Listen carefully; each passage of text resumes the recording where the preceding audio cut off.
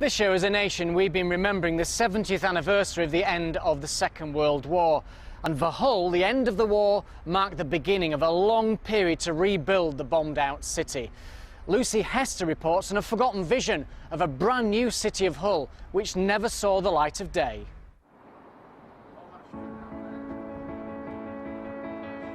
The Hull you see today is very different from the one that existed before World War II. The Hull Blitz changed the city skyline forever.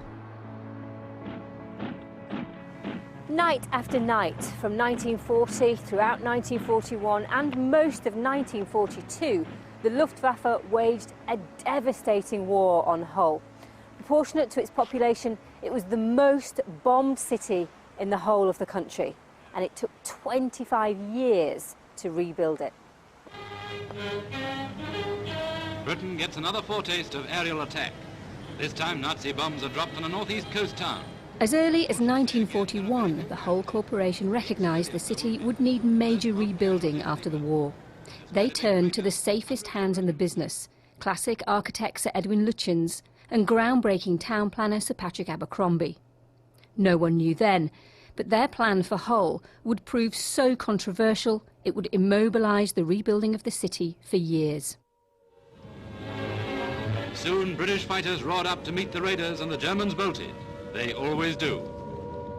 The plan was commissioned in 1941 at the height of the Hull Blitz. I can only describe it like a Hollywood film set. The whole of Holderness Road was lit up. You could see planes in the sky, you could see searchlights. So I'm got Dad holding one hand, my mum holding the other, and we're running down the centre of Holderness Road. Elma Hunter was 6 years old when the air raids destroyed her home.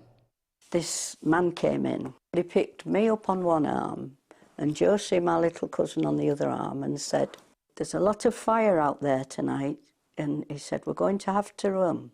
That's all I remember seeing, fire, until he ran across the road to where my house was and put us down outside number 18 Escort Street, what had been number 18 Escort Street, but by then was just a shell, and there was smoke and soot, and each night, you know, it would be who's lost their house tonight.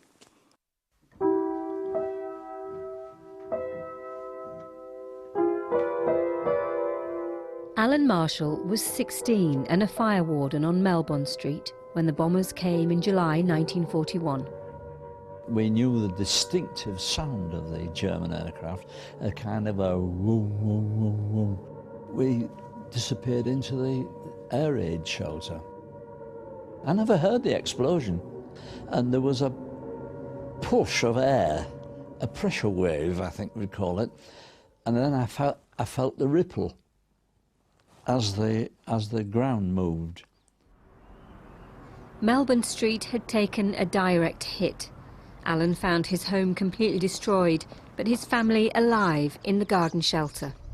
I was surprised to find them laughing, at least my brother and my sister. They felt very lucky, and they were very lucky. It's amazing to see it again. It takes me back. Some of those garden shelters are still around in Hull today. Outside there was a sandbagged area which was there to stop the blast coming this way, but it had all collapsed in. It was still dribbling when I arrived. They've saved lots of lives of these, and I pat them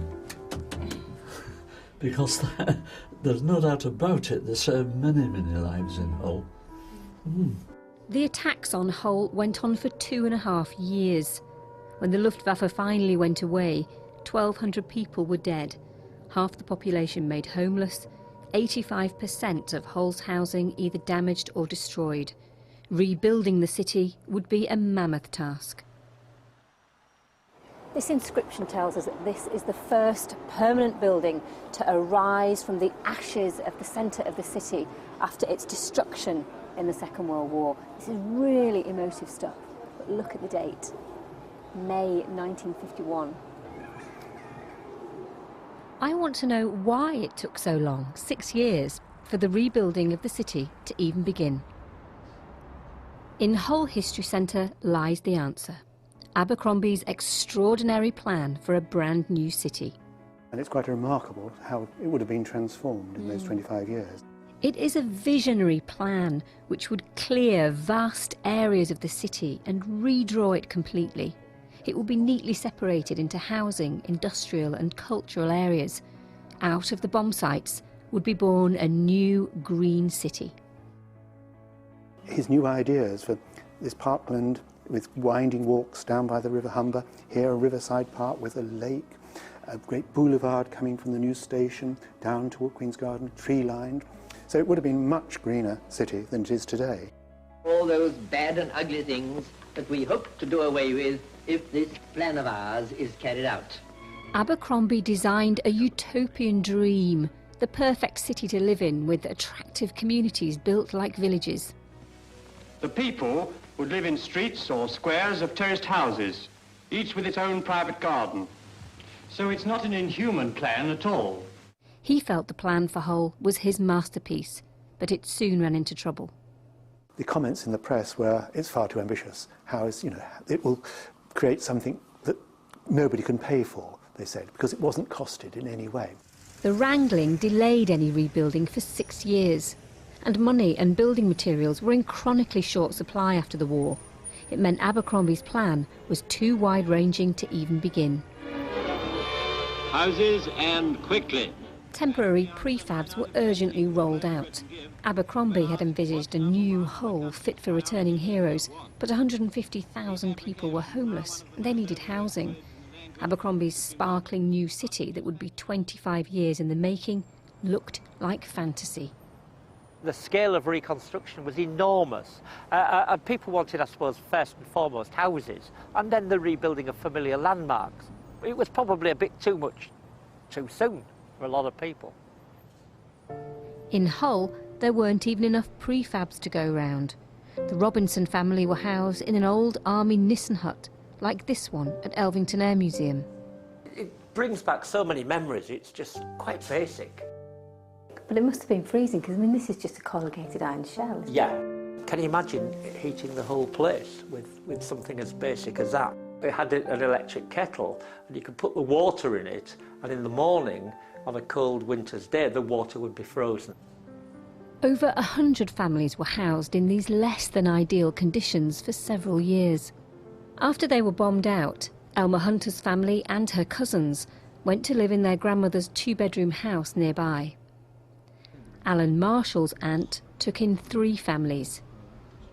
There was our family with my mother, father, brother and sister, all in this house. And my cousin, I know for a fact that she slept in a bath. Alan and his siblings were called up, and his family never lived all together in their own home again.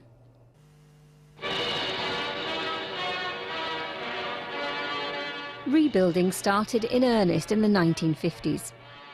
The pleasant appearance of Queen's House is typical of the new buildings. New landmarks for Hull went up, but post-war reality meant the Great Plan was simply shelved. And some believe it was better for Hull that Abercrombie's vision never made it off paper. Under Abercrombie plan, this would have gone.